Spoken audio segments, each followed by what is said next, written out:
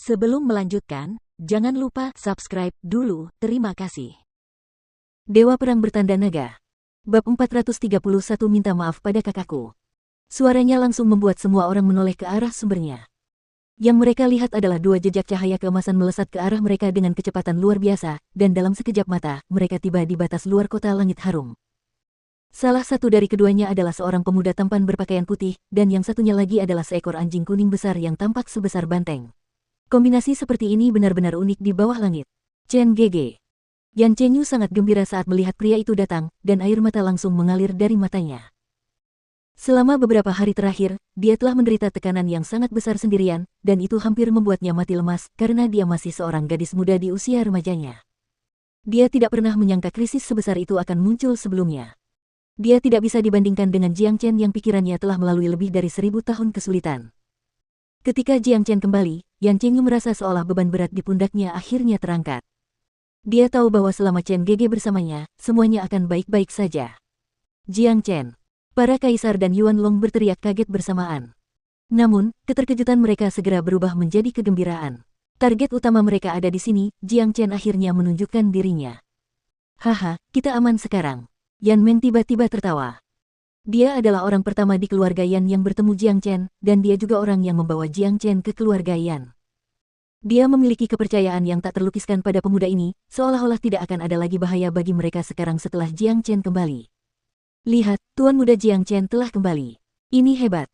Dengan kembalinya Tuan Muda Jiang Chen, semuanya mungkin. Dia pasti akan menghabisi semua bajingan itu. Sudah kubilang Tuan Muda Jiang Chen pasti akan kembali. Tapi sayang sekali, dia terlambat 2 hari, Apapun yang terjadi, baguslah dia sudah kembali. Kuharap dia bisa mengusir para tukang daging itu dari kota Langit Harum dan membawa kembali kedamaian. Selama periode ini, orang-orang di kota Langit Wangi merasa geram, tetapi tidak ada satupun dari mereka yang berani berbicara. Mereka hanya bisa menyaksikan orang-orang dari keluarga Jiang dan keluarga Yan diganggu tanpa kemampuan untuk melakukan apapun. Namun sekarang, dengan kembalinya Jiang Chen, mereka akhirnya menemukan tulang punggung mereka. Jiang Chen, kau sudah memutuskan untuk berhenti menjadi pengecut dan menunjukkan dirimu. Dengan kekuatanmu saat ini, tidakkah kau pikir kau hanya mencari kematian dengan menunjukkan dirimu sekarang? Wajah Kaisar Ketujuh dipenuhi dengan seringai kemenangan. Selama mereka membunuh Jiang Chen, insiden ini akan berakhir dengan sempurna. Begitu Jiang Chen mati, mereka akan dapat melaksanakan kehendak dekrit kekaisaran dan membantai semua teman dan keluarganya. Mereka akan menunjukkan kedaulatan dinasti martial Sein ke seluruh dunia. Jiang Chen tidak terganggu dengan apa yang dikatakan Kaisar Ketujuh, dia bahkan tidak memandangnya. Tatapannya tertuju pada kepala Jiang Chen saat ini. Dia tidak bisa mengalihkan pandangannya darinya, terutama ketika dia melihat senyum dan ekspresi puas di wajah Jiang Chen. Dia tiba-tiba merasa seolah-olah hatinya telah ditusuk oleh sesuatu yang tajam, dan rasa sakit yang tak tertahankan langsung menyerangnya. Memanfaatkan kesempatan saat ketiga musuh besar itu memusatkan perhatian pada Jiang Chen, Yan Chengyu lolos dari kepungan mereka dan tiba di samping Jiang Chen. Ketiga pria ini tidak peduli dengan pelarian Yan Chengyu. Dalam pikiran mereka, Jiang Chen jauh lebih penting daripada Yan Chengyu. Chen Gege, Jiang Chen memintaku untuk memberitahumu bahwa dia masih ingin menjadi pelayanmu di kehidupan selanjutnya. Dia rela mati untukmu, dan dia tidak menyesalinya. Little Yu tidak berguna, aku tidak dapat menyelamatkan hidupnya. Yan Chengyu berkata dengan suara sedih, air mata mengalir di wajahnya. Ledakan. Kata-kata Yan Chengyu membuat amarah Jiang Chen meledak seperti gunung berapi yang ganas. Dia tidak bisa menahan amarahnya lagi. Api amarah berwarna emas melesat keluar dari atas kepalanya. Itu tampak seperti naga emas yang mampu membakar apapun yang ada di jalannya. Dua kepala manusia, serta posisi Yan Meng dan dua lainnya membuat Jiang Chen segera mengerti apa yang telah terjadi. Orang-orang ini pasti sudah kehilangan kesabaran karena dia tidak menunjukkan dirinya. Oleh karena itu, mereka memutuskan untuk menggunakan taktik yang brutal. Marah, marah, marah. Api amarah Jiang Chen semakin membara dengan kuat dari waktu ke waktu. Orang-orang ini telah melampaui batasnya, menyebabkan amarahnya membara seperti api yang paling ganas. Di bawah pengaruh amarahnya, keterampilan transformasi naganya sekali lagi mulai beredar tanpa kendalinya.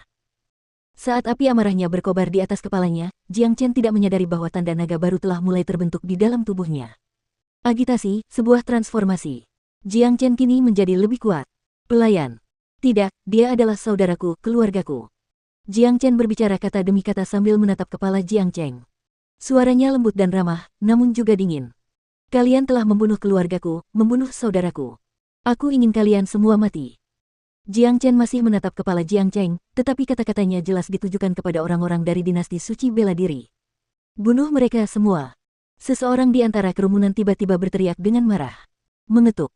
Jiang Chen akhirnya bergerak. Dengan goyangan tubuhnya, dia tiba di langit. Dia mengulurkan kedua tangannya ke depan dan meraih kedua kepala. Dia membungkuk ke arah kepala sang alkemis dan memasukkannya ke dalam cincin penyimpanannya.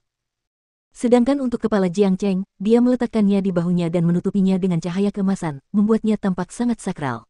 Dentang. Cahaya terang berkelap-kelip, Jiang Chen mengeluarkan pedang suci surgawi dan memegangnya di tangannya. Niat membunuh yang membekukan langsung menyebar ke seluruh tempat kejadian.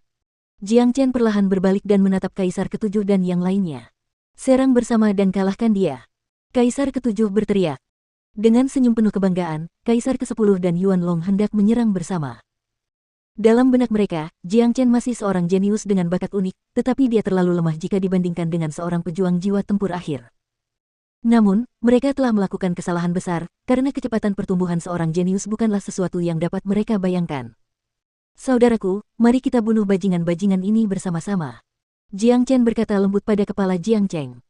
Dalam benaknya, semua kenangan bersama Jiang Cheng berkelebat. Si penjilat yang selalu setia mengikutinya kemana-mana, dia bisa membayangkan bagaimana Jiang Cheng meninggal tanpa penyesalan kemarin. Kaisar Ketujuh adalah orang pertama yang mendekati Jiang Chen. Dengan energi yang kuat dan pedang di tangannya yang bersinar terang, dia dengan kuat mengayunkan pedangnya ke arah Jiang Chen. Mata Jiang Chen berbinar dan dia menyerang dengan pedangnya.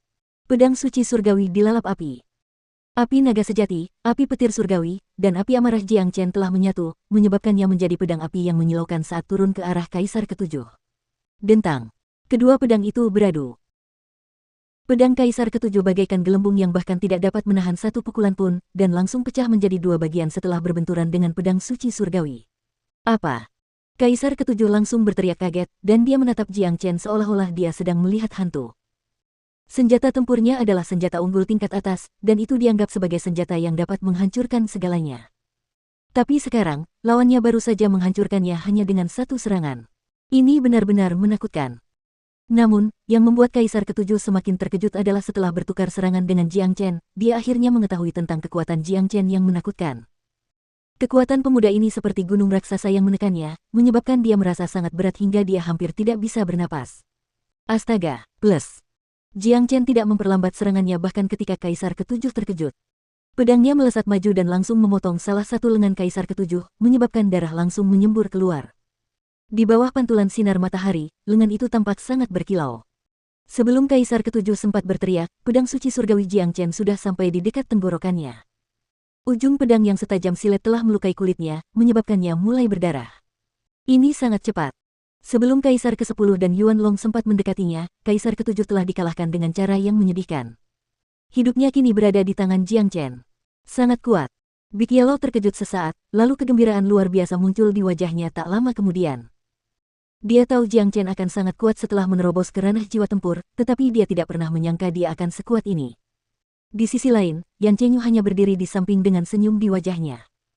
Dalam benaknya, Jiang Chen selalu menjadi eksistensi yang tak terkalahkan, jadi dia tidak merasakan keterkejutan apapun. Dahi Kaisar ke-7 dipenuhi keringat, dan tubuhnya gemetar ketakutan. Dia tidak lagi menunjukkan sikap perkasa seperti sebelumnya. Merasakan niat membunuh yang dingin dari Jiang Chen, dia menjadi takut. Dia tahu betul tentang pendekatan Jiang Chen, tetapi dia tidak menyangka Jiang Chen akan sekuat ini. Berlututlah dan minta maaf kepada saudaraku.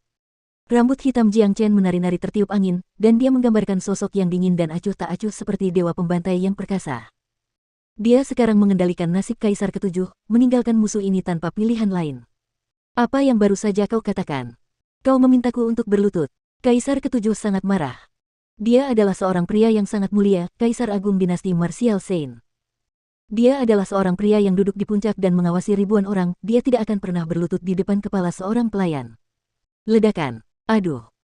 Kekuatan dahsyat segera datang dari pedang suci surgawi, memaksa Kaisar ke-7 menjerit kesakitan dan lututnya menekuk, mendorongnya ke bawah dan membuatnya berlutut ke arah langit. Tepat pada saat ini, dia tidak dapat mengendalikan tubuhnya sendiri, dia tidak dapat menahan diri untuk tidak berlutut. Sombong sekali. Beraninya kau menghina Kaisar Kekaisaran. Yuan Long berteriak keras. Bersama dengan Kaisar ke-10, mereka segera menyerang Jiang Chen. Kedua pria itu kini menyadari kekuatan tempur Jiang Chen yang tangguh, jadi mereka tidak menahan apapun dan menyerang dengan sekuat tenaga. Mereka tidak percaya bahwa Jiang Chen cukup kuat untuk menahan serangan mereka. Jiang Chen melemparkan pandangan acuh tak acuh ke arah kedua pria ini. Dia bukan pria yang baru saja menerobos ke alam jiwa tempur. Dia memiliki total 7.000 tanda naga di tubuhnya, dan sesaat lagi, karena keterampilan transformasi naga telah melalui transformasi lain, dia telah membentuk 500 tanda naga lagi. Pada saat ini, dia semakin kuat dari menit ke menit. Jiang Chen mengulurkan tangannya ke depan dan melepaskan cakar naga sejati. Cakar naga merah darah raksasa yang tampak seperti naga asli menamparkan Kaisar ke-10 hanya dengan satu serangan. Seorang prajurit jiwa tempur akhir bahkan tidak dapat menahan satu pukulan pun dari Jiang Chen, dan dengan 7.500 tanda naga, karena Kaisar ke-10 lebih lemah dari Wu Ningzu, jika Jiang Chen tidak menahan diri, dia akan membunuh Kaisar ke-10 dengan satu serangan ini. Tangkap dia! Jiang Chen berteriak. Namun, sebelum kata-katanya keluar dari mulutnya, Big Yellow telah terbang maju dan tiba di depan Kaisar ke-10. Di sisi lain, ketika Yuan Long yang berlari cepat ke arah Jiang Chen melihat apa yang terjadi, ia langsung panik. Situasi itu telah merenggut semua keinginannya untuk bertarung, dan ia hanya berbalik dan mencoba melarikan diri. Tidak seorang pun bisa lari dari sini, tidak seorang pun bisa tetap hidup. Seperti dewa perang, Jiang Chen mengayunkan pedang suci surgawinya dengan kecepatan kilat. Begitu cepatnya sehingga Yuan Long bahkan tidak sempat menghindar, jadi dia terpaksa mencoba dan memblokir serangan itu dengan seluruh kekuatannya. Akan tetapi, dia tidak memiliki kekuatan untuk menghalangi serangan ini. Yuan Long langsung menjerit kesakitan. Separuh tubuhnya terpotong oleh pedang Jiang Chen. Namun, karena dia masih hidup, Jiang Chen meraih tubuhnya dan membuatnya berlutut bersama Kaisar ke-7. Di sisi lain, Big Yellow juga telah melemparkan Kaisar ke-10 yang terluka parah dengan tendangan yang kuat. Berlututlah! Big Yellow berteriak kepada Kaisar ke-10. Minta maaf pada saudaraku. Jiang Chen melepaskan auranya dan menyelimuti ketiga pria itu, menyebabkan mereka merasa sangat tercekik.